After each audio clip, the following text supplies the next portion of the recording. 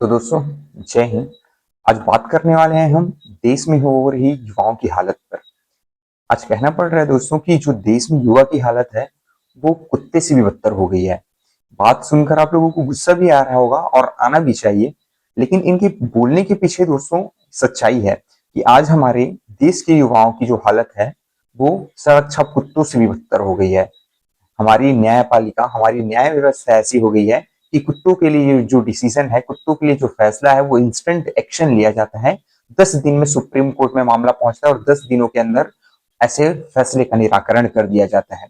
लेकिन प्रदेश का युवा, किसी देश का युवा जो कल के भविष्य है, जो बोलते हैं कि भारत का भविष्य है ये युवा, आज उनके साथ क्या अन्याय हो रहा है। सड़कों पे आपको प्रोटेस्ट करते हुए अभ्यर्थी नजर आएंगे, सरकारी दफ्तरों के चक्कर काटते हुए अभ्यर्थी नजर आएंगे, पूरी सिस्टम से परेशान अभ्यर्थी आपको नजर आएंगे।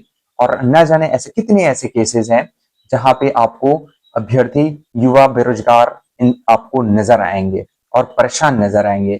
लेकिन ये मामला ना तो सुप्रीम कोर्ट तक पहुंचता है, ना ही लोगों के कान तक पहुंचता है। और पहुंचता भी है तो उसमें फैसले आने में भैया 10 दिन, जैसे जिस तरीके से कुत्तों के लिए 10 दिन लगे हैं, वो बाकी युवाओं के लिए 10 साल लग जाते हैं।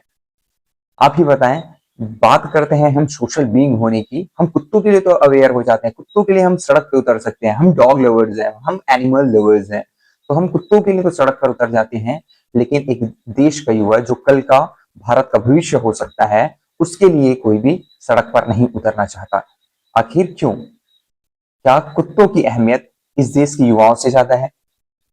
बातें बुरी लग सकती है, लेकिन ये सच्चाई है दोस्तों। हाल ही के दिनों में आपने देखा हुआ, जैसे जिस तरीके से एसएससी का प्रोटेस्ट किया गया, जो हमारे देश के जो लगभग 5 लाख युवा हैं उनके द्वारा, और उसमें सहभागिता भी रही वहां पे जो शिक्षक गण हैं, जो कहीं ना कहीं जिम्मा उठाए रहते हैं इन अभ्यर्थियों का, उनको प्रॉपर एक गाइडेंस के माध्यम से उनको अच्छी शिक्षा देकर उनका एक अच्छा भविष्य निर्माण का निर्धारण कर सके। वो हाल ही के दिनों में एसएससी प्रोटेस्ट करते हुए, जब उनको सड़कों पे उन्होंने उतरे प्रोटेस्ट करने के लिए, तो उनपे लाठी चार्ज की गई है, सरकार के द्वारा उनपे बर्बरता किया गया, उनपे उनपे लाठी चार्ज किया गया।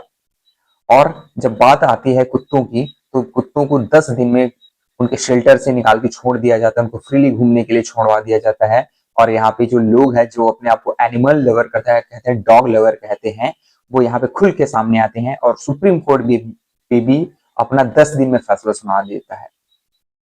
ये काफी चिंतन करने का विषय है दोस्तों। क्या हम, हमारे जो देश के भविष्य है, जो युवा है, उनकी अहमियत किसी कुत्ते से बदतर हो गई है क्या? उनकी जो अहमियत है कुत्ते से कम है क्या? क्या कुत्ते की अहमियत उस अभ्यर्थी से ज्यादा है क्या, जो कल के भारत का भविष्य हो सकता है?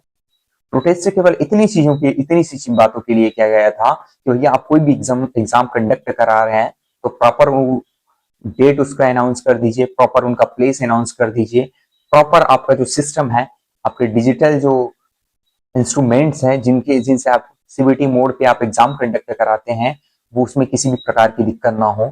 यही तो एक आशा रखता है, उम्मीद रखता है अभ्यर्थी। वो किसी बड़े घर से नहीं होता है, वो एक middle class, lower middle class family का लड़का होता है, युवा होता है, जो चाहता है कि सरकारी नौकरी के माध्यम से अपने परिवार को एक अच्छा भविष्य दे पाए। उनकी बहुत सारी आशाएं जुड़ी रहती है इस सरकारी जॉब को लेकर, लेकिन बदले में सरकार क्या कर रही है, ये आपको और हमको सबको दिख रहा है। आप जैसे जो जागरूक एनिमल लवर है, जो डॉग लवर कहते हैं अपने आप को, क्या आप लोगों के मन में, मस्तिष्क में, आप लोगों के दिल में जो भारत का होने वाला जो भविष्य है, जो युवा है, उनके लिए आप सामने क्यों नहीं आते? बहुत बड़ा सवाल आप लोगों से भी है ये। क्या देश का जो युवा है वो आपके लिए इतने गद्दार हो चुके हैं, जो भारत का भविष्य हो सकते हैं वो आपके लिए इतने गद्दार हो चुके हैं कि आप एक डॉग के लिए तो सड़क पर उतर सकते हैं, लेकिन युवाओं के हक के लिए आप सड़क पर नहीं उतर सकते। आप उनका साथ नहीं दे सकते, आप उनका समर्थन नहीं दे सकते। किस तरीके से हम अपने लाचार सिस्टम के सामने खड़े रहते हैं और किस तरीके से हम झोली फैला के उनके सामने भीख मांग के गिड़गिड़ाते रहते हैं, फिर भी आपकी आवाज नहीं सुनी जाती, युवाओं की आवाज नहीं सुनी जाती, लेकिन कुत्तों की आवाज सुन ली जाती है। न्यायपालिका हमारी इतनी दुरुस्त हो चुकी है कि 10 दिन में फैसला देने लगे हैं, लेकिन वही है जब हम बात करते हैं युवाओं के भविष्य को लेकर, तो वो किसी भी प्रकार का अपना फैसला नहीं सुनाते हैं। 10 साल लग जाते हैं, 30 साल लग जाते हैं, 40 साल लग जाते हैं फैसले सुनाने के लिए, तब भी फैसले उनके नहीं आ पाते हैं। किस क्राइटेरिया पे हम ये कहें कि न्यायपालिका सही तरीके से न्याय व्यवस्था को सुचारू रूप से संचालित कर रही है, किस तरीके से वो सही डिसीजन दे पा रहा है, कहीं से भी ये हमको नजर नहीं आता है। एक मध्यम वर्गीय गरीब परिवार का लड़का जो कोचिंग करके वो चाहता है कि अपने घर की दिशा और दशा सुधार पाए, वो अपने घर की जमीन गिरवी रखकर वो अपने उनके घर के जो पेरेंट है वो एक टाइम का अपना खाना के अपने पेट को काट कर अपने बेटे को पढ़ाता है, अपने बेटी को पढ़ाता है, ताकि एक जॉब मिल जाए, अच्छी सी सरकारी नौकरी मिल जाए, जिससे उनके पूरे घर की दिशा और दशा बदल जाए। क्योंकि सरकारी नौकरी ही हमारे यहाँ मिडिल क्लास और लोअर मिडिल क्लास फैमिली का एक माध्यम होता है, जिनसे आपकी परिवार की दिशा और दशा तय होगी कि आपका आने वाला भविष्य कैसा होगा, आपके आने वाली जो जनरेशन है उनका फ्यूचर कैसा होगा। और सरकारी नौकरी के बेसिस पे जिस तरीके से सोसाइटी में हाइप मचा हुआ है, लोगों से छिपा नहीं है। सरकारी नौकरी का क्रेज इतना है कि अगर आप कुछ ना कर रहे हो, भले आप 10,000 रुपए की चपरासी की नौकरी क्यों ना कर रहे हो, अगर आप सरकारी नौकरी करते हो तो आपकी लाइफ सेट है। ऐसी मेंटेलिटी है लोगों की। जब इन सारे पैरामीटर्स पे लोगों को जज किया जाता है, तो सरकार क्यों इन सब चीजों को, इन सब बातों को सीरियसली नहीं लेता? क्यों वो कुत्तों के लिए कोर्ट में 10 दिन में फैसले सुना दिए जाते हैं? क्यों और एक युवा व्यक्ति इतना परेशान रहता है? उनकी एक केवल इतनी सी मांग रहती है कि अच्छी तरीके से एग्जाम हो जाए, फेयरली तरीके से रिजल्ट आ जाए, उनको ज्वाइनिंग मिल जाए, बस इतना ही तो चाहता है। लेकिन ये सरकार से संभवतः संभव नहीं है कि वो इस तरीके से एग्जाम कंडक्ट करा पाए। हर एक प्रदेश में हम आए दिन देखते हैं कि इस तरीके से घटनाएं घट रही होती कि एग्जाम में भर्ती प्रक्रिया में गड़बड़ी नजर आएगी तो रिजल्ट में गड़बड़ी नजर आएगी, कहीं पे रिश्वत देते नजर आएंगे, कहीं पे रिश्वत लेते नजर आएंगे, कहीं पे नौकरी के लिए अपने परिवार वालों को प्रायोरिटी दी जाती है, परिवारवाद नौकरी में भी हावी है, सरकारी तंत्र में भी हावी है। तो कैसे ना इस भ्रष्ट तंत्र पे प्रश्नवाचक चिन्ह खड़े हो, कैसे नहीं ना हम इस पे क्वेश्चन मार्क लगाएं?